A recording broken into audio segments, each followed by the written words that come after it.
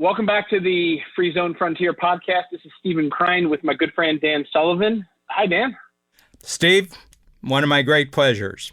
I'm excited about this episode of the Free Zone Frontier podcast because on the last episode, we started to talk about free zone frontiering and how you need to be both a simplifier and a multiplier. But before we jump in, for those who might either be joining on this episode, not having heard the context on previous ones, can you describe what a free zone frontiering entrepreneur is? And then we'll use that to kind of kick off a conversation about how to do it. Yeah, well, Free Zone Frontier is actually an activity where entrepreneurs with experience and they have cash flow confidence can enter into collaborative activities, collaborative creativity and payoffs and results, and do that completely, amazingly free of competition. In other words, entrepreneurs would enter into a competition-free zone and could continually expand that for the rest of their careers. But the big thing is that it's collaborative and competition-free are the two key indicators of whether you're actually in a free zone frontier. If you were to pick one of the greatest free zone frontiering entrepreneurs and companies of the last 20 years, what would be some of the companies and names you'd kind of think of first? Well, a lot of them start off as free zone frontiers. Uber started off as a free zone frontier. Airbnb started as a free zone frontier. Then they got really, really complicated because they got a lot of headwind from who they were disrupting. But I would say the purest free zone frontier that has maintained the quality of being a free zone frontier has been Apple. I would say Apple has been the best. And I think it had to do with the basic mindset of Steve Jobs, who was all for the customer. His whole thing was about the customer experience. It wasn't about the engineers who were geeking in the back rooms. His whole thing is, what's the customer experience about? And one aspect of his care about the customers is that their private information using Apple networks was their information, and he wasn't going to sell it. So my feeling is that's becoming a big thing, and he had it right from the beginning. And for the most part, Apple, I think, has been a really great citizen, where some of the other tech companies have been bad boys on this particular issue. They're going to be appearing in front of Congress, some of the other bad boys, but Apple will not be appearing in front of Congress over this issue.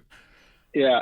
So it's interesting. There's another company that I think needs to be kind of brought into the conversation, which is Amazon. And Jeff Bezos. And I think that not just because, it's a company that obviously has not existed as long as Apple has and hasn't gone through the different iterations as an organization, but Jeff Bezos has been, I think, free zone frontiering since 1994 in so many different new expansions or extensions of the original business. But it's really interesting when you look at how well Jeff has been both a simplifier and a multiplier. Mm-hmm. And I want to kind of use the Amazon framework because there's, the part of Amazon that consumers experience, which is buying products, and you could buy any kind of product anywhere in the world. And we've all become accustomed to buying on Amazon. And the other is the enterprise experience, which is at the company level where you're just buying what is called Amazon Web Services and access to web services, where they've democratized the technologies and the servers and the even artificial intelligence and machine learning technologies to make it available to entrepreneurs. So what's your take on Jeff Bezos as a free zone frontiering entrepreneur? Yeah, well, totally. I mean, I'm more aware of Apple because I've really tracked it from the beginning, and I'm not an online shopper, so I don't have the actual experience. Yeah. Other people shop for me online, but I actually don't do the online. But I have had the experience of something that was needed today, and it was delivered tomorrow morning, and I found that really, really quite extraordinary. The other thing is that he's created more new kinds of businesses as a result of his platform. He's gotten rid of a lot of mediocre businesses, and that's where the pain is. But he's actually created some really quite extraordinarily new businesses that just see Amazon as their platform for doing business. Yeah. And we know some of them personally. I mean, we've had people who've just mastered Amazon as a capability. They don't see it as a competitor. They see it as a capability. Yeah. So one of the things that, and I'll kind of dig in, I have a little bit more exposure to both sides of Amazon, both, whether it's Kindle or Amazon Fresh Shopping for groceries, or even on the Amazon Web Services side where our company and companies in our portfolio leverage their technology. But what's really fascinating is how Jeff runs the business off of a very simplifying tool. It's a version of the impact filter, and it's been written about by past employees of the company. It's kind of never been articulated from Jeff per se, but it's definitely been articulated as a format to innovate within Amazon or collaborate with Amazon. And their version of the impact filter is called a PR FAQ. PR for press release and FAQ for frequently asked questions. What's fascinating about the PR FAQ, and I think in our world at Strategic Coach, it's the impact filter equivalent. It is distilling down, whether you're presenting to Jeff a new idea for an expansion of the product, or he is presenting a new idea for or an expansion of the business, you need to put it into a 6-page document. Mm-hmm. No matter how big you're thinking, no matter how crazy it is, it needs to be distilled down to a 6-page document. And from what I understand, and again, I'm talking from the perspective of an outsider, from what I understand, this 6-page document includes press release put out sometime in the future about the impact that this product or service is going to make on the world, on their customers. So it's a futuristic press release, followed by 2 types of frequently asked questions. One for how the business inside might be affected and what are the top questions you might have. And from the outside, what are the top questions? And again, think of the exact same kinds of things that an impact filter requires you to do, which is explain the success criteria, explain the purpose, the importance, the best case scenario, the worst case scenario. But what I think is really interesting is that Jeff, as big as the company is as wealthy as he is, as big as that organization is, not just with employees, but revenues and profits, et cetera, that they continue to distill everything down to a 6-page document to force a developer, to force a product lead, to force an entrepreneur, a division head, and even Jeff himself into this framework to simplify everything down so that those who you need to collaborate with can understand it. And so I want to use that as kind of a framework because I think this idea of simplifying and multiplying, even in the biggest organization or one of the biggest organizations in the world, can come down to a format that then becomes the framework for the meeting to discuss the idea. And everybody in the first 20 or 30 minutes of every meeting needs to do nothing but read the PR FAQ before even opening up their mouth. Well, I think the big thing is that a document like that and a simplifier, and just think of how massive the organization is and its worldwide impact. But probably Jeff Bezos, when he first started Amazon, they picked books as the first one because books was an easy medium. But I bet he already had that document when they started Kindle.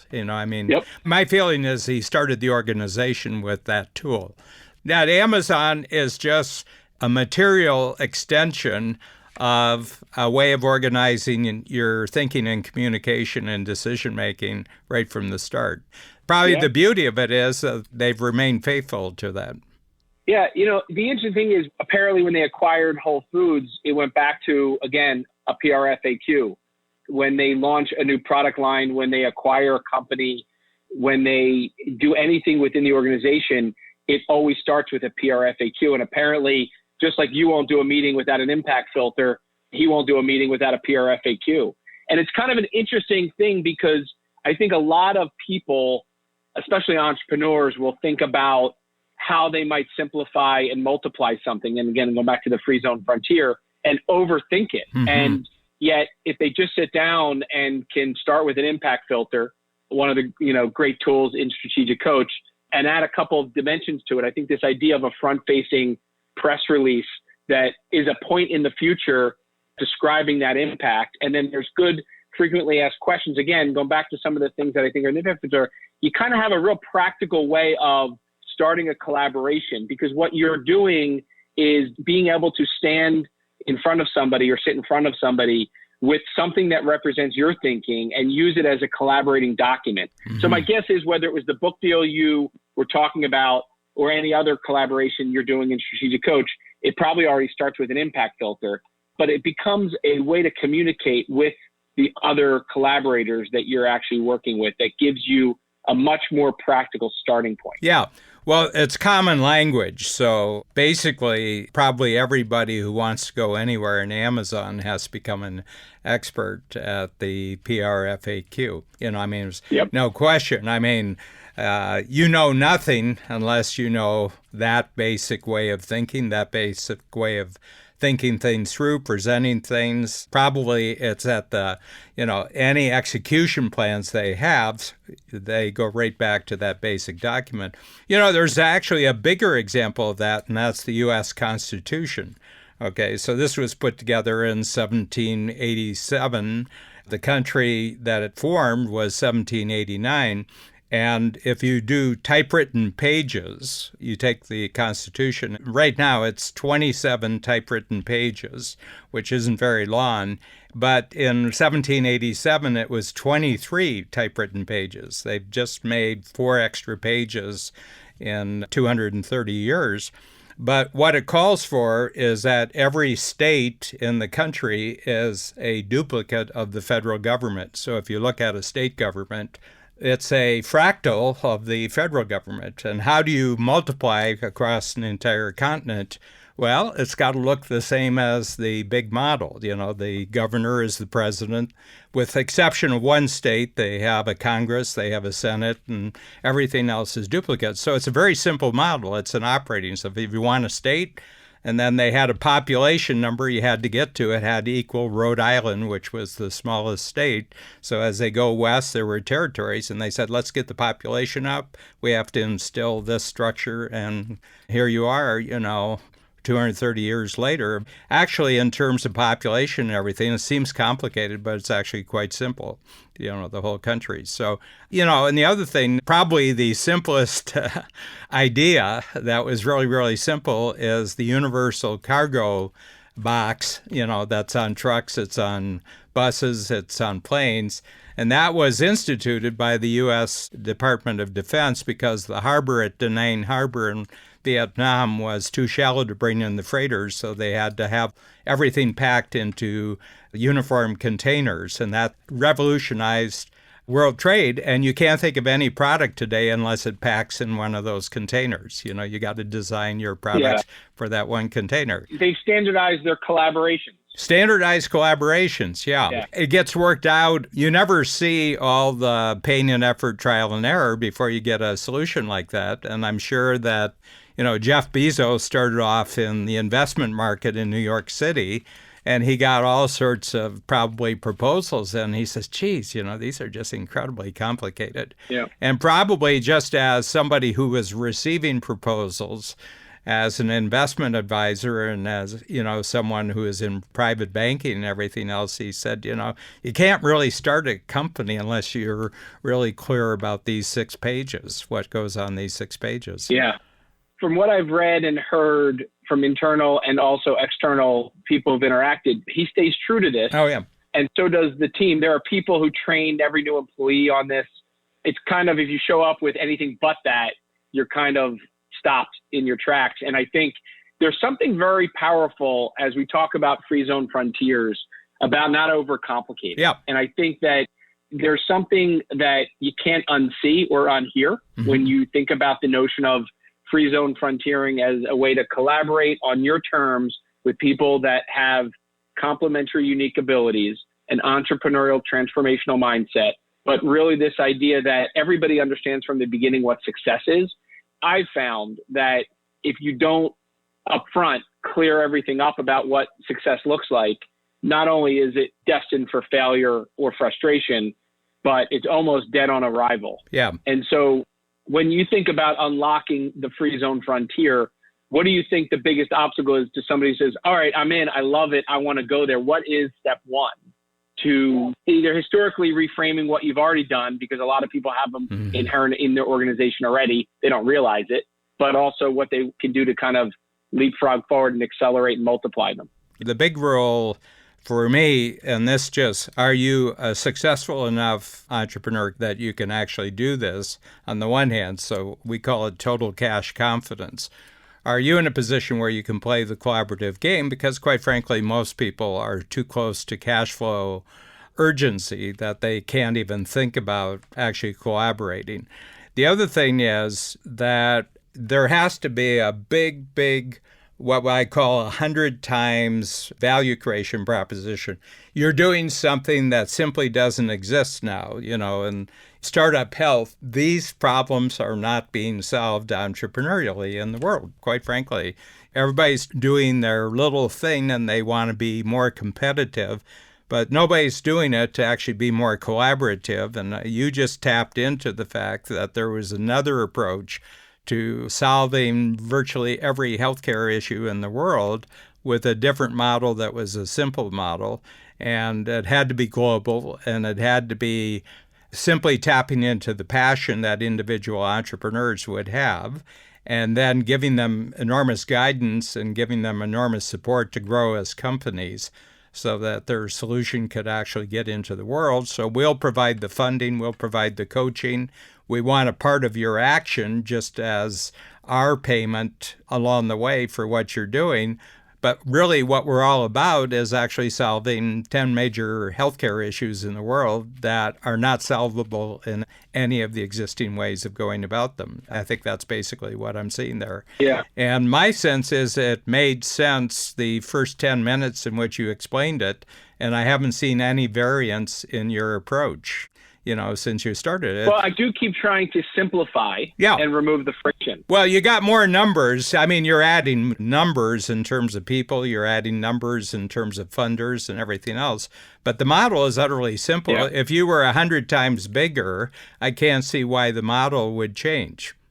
No, actually, the network effect gets more powerful because of the connections, but so does the technology. And I actually am fascinated by how technology oftentimes catches up with ideas and makes them possible. And I go back to things like social networking, where you can now connect to everybody everywhere in the world, whether it's Facebook or otherwise. There's good parts of, I think, connecting people all over the world together and allowing them to not only benefit from being connected, but learn from each other.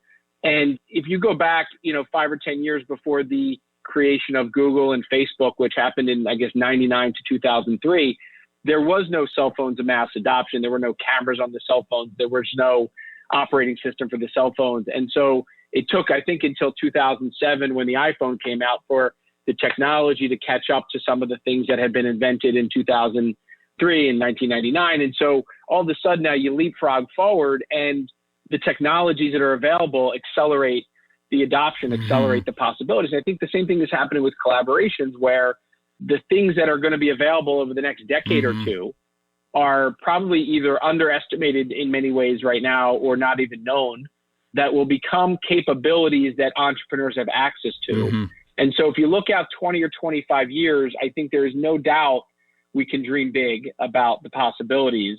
The technologies will appear, but over the next 90 days, which is all we can really control, we can work towards those long-term goals and achievements, but doing it with collaborators who have that same alignment really does multiply the possibilities. How do you see that playing out in the free zone frontier, where technology catches up to what's possible? Well, I think basically I talked to Peter Diamandis about this, that people are trying to catch up with technology. I said, what if it was the reverse, that technology is trying to catch up with humanity? Yep. That it's actually humanity wants to do all sorts of things and has all sorts of aspirations, but the technology isn't there for them to actually achieve their aspirations. I think it's just the opposite, that the technology companies are, they're really hard pressed to keep up with what people actually want to do. And it's just an idea I'm developing that the most disruptive thing in the world are unpredictable individuals who have access to a new capability. like that. I mean, I'm sure that Zuckerberg has learned that. He thought, it's going to be global kumbaya, and then he put out a capability. Well, there's a lot of unpredictable individuals who got a hold of the technology, and they do all sorts of things with it. But if you have a desire to really, really transform the world, and I prefer the word transform to disrupt, because disrupt sounds like you're kind of like you're trying to hurt somebody.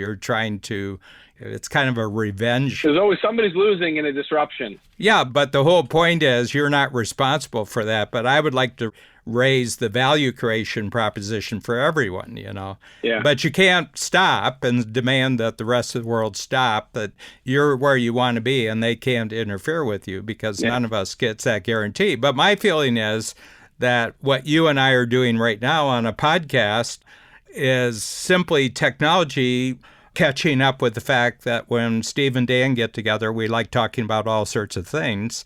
And we'd like as many other people to join in on the conversation. Well, we couldn't do that when we first met. I mean, our conversations were interesting from day one when I first met you 22 years ago, but we couldn't do what we're doing now, and we couldn't share it with the rest of the world. So my feeling is that it's a chicken and egg thing. Aspirations increase. Technology actually is created to support those aspirations.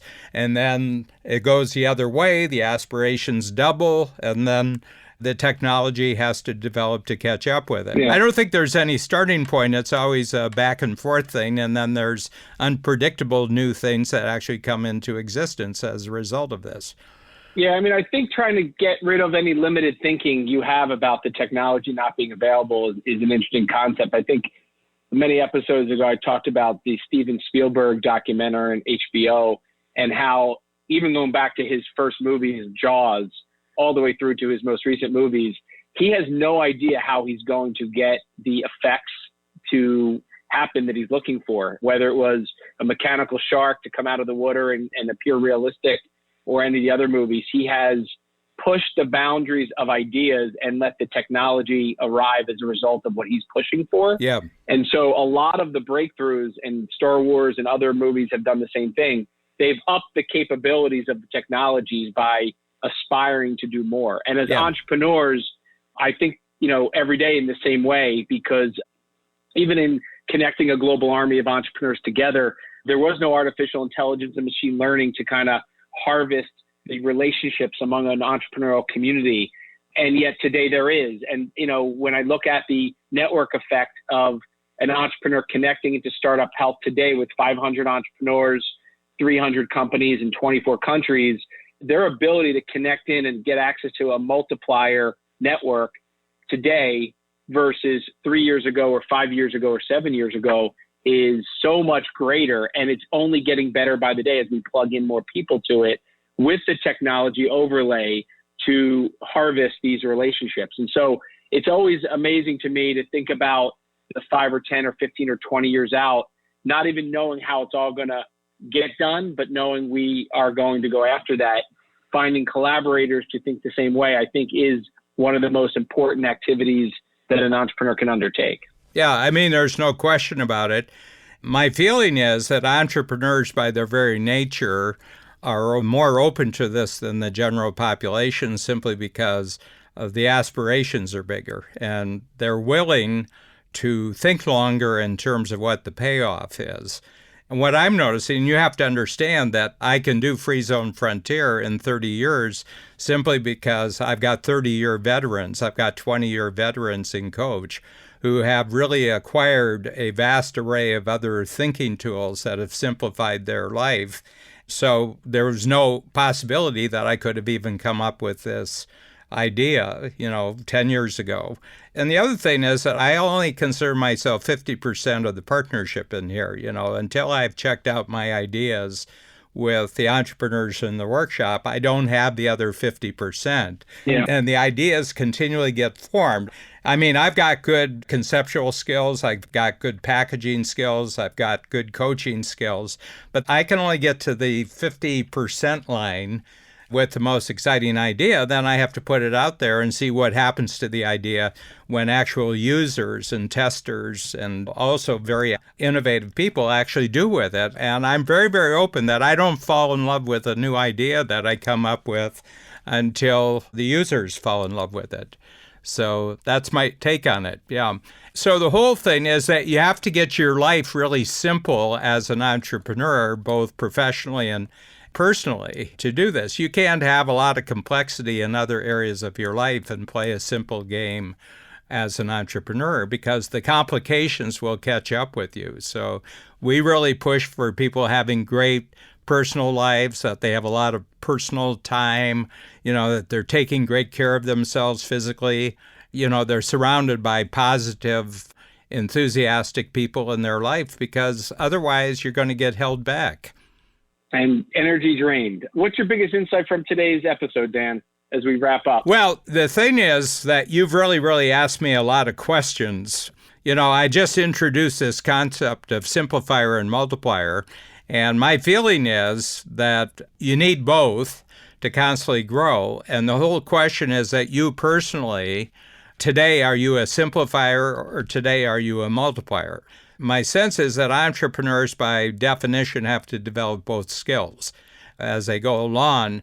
But there's a point where you've simplified it to the point where some big multiplier can simply take your simplified idea and really run with it. And my sense is it's a judgment call, and there's no guarantee what you're going to be doing 90 days from now because there's a lot of progress to be made and a new scenario gets created. I'm at 75, and I'm just looking at the next 25 years. First of all, it's a lot more simplified, Dan, at 75 than when you met me, okay? And we're a much more multiplied strategic coach now than when you joined the program for the first year. And I don't expect the future to be any different from those two experiences.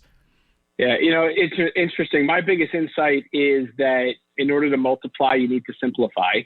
And in particular, the framework, because I hadn't thought about the PRFAQ as a simplifier and a multiplier until you said it. I think of how much we use the impact filter, how every quarter when we come to Strategic Coach, we're leaving with a Moving Future book full of 5 impact filters.